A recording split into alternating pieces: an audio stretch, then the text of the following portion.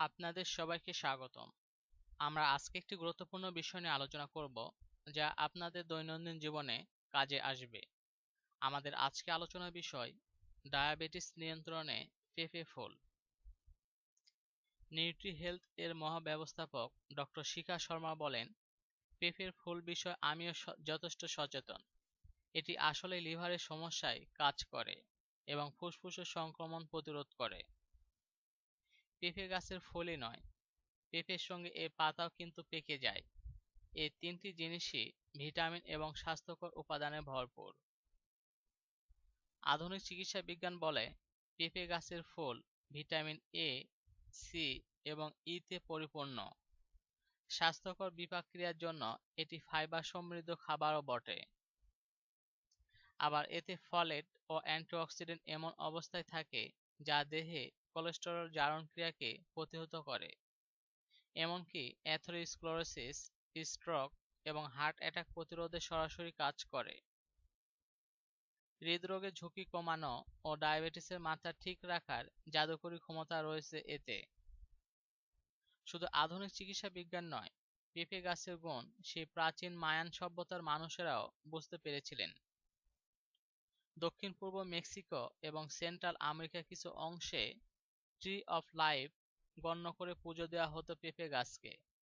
এই গাছ থেকে পাতা, ফুল এবং পেঁপে খেয়ে যাদের রোগ ভালো হয়ে যেত। তাই গাছটি সরাসরি ঈশ্বর দিয়েছেন বলে বিশ্বাস করতেন তারা। গুজব রয়েছে যে এসব কারণে ক্রিস্টোফার কলম্বাসের প্রিয় ফল ছিল পেঁপে। পেঁপে ফুল যখন খাবার। এখানে পেঁপের ফুল ও পেঁপের এমন দুটো সাধারণ রেসিপি দেওয়া হলো। সেফ খাবার হিসাবে নয়, এগুলো রীতিমতো পথ্য হিসাবে খাওয়া হয়। প্রথমে ফুলগুলো ছিঁড়ে আনতে হবে। এরপর তার পরিষ্কার পানিতে ভালো করে ধুতে হবে। ধোয়ার পর পানি শুকিয়ে নিতে হবে। এরপর একটি কড়াইয়ে তেল গরম করে তাতে ফুলগুলো ভাজতে হবে। ফুলগুলো বেশ পরিপুষ্ট এবং টাটকা চেহারা থাকে। তেলে ছাড়ার পর যখন ফুলগুলো তার পরিপুষ্ট ভাব হারাবে, তখন চুলো নিভিয়ে দিন। এতে লবণ বা হালকা গোলমরিচ মিশিয়ে এমনিতেই খেতে পারেন অথবা ভাতের সঙ্গেও নিতে পারেন। একেবারে সাদামাটা পদ্ধতিতে রান্না করা এই খাবার ডায়াবেটিস রোগীদের জন্য বিস্ময়কর রকমের উপকারী। এতে হালকা তেতো স্বাদ রয়েছে, যা খেতে ভালো লাগে।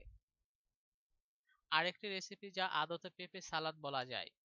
পেঁপে এমন একটি ফল যা কাঁচা বা পাকা উভয় অবস্থাতে সমান উপকারী। আমাদের দেশেও নানা পদ্ধতিতে এটি রান্না করা হয়। ভারতের মণিপুরি এবং থাইল্যান্ডে এই সালাদ জনপ্রিয় পথ্য। যা যা লাগবে: মাঝারি আকারে একটি কাঁচা পেঁপে, 2 থেকে 3টি বা প্রয়োজন মতো কাঁচা মরিচ, 1 টেবিল চামচ তিল, রোদে শুকানো অথবা প্রক্রিয়াজাত মাছ, প্রয়োজন মতো লবণ এবং প্রয়োজন মতো ধনেপাতা।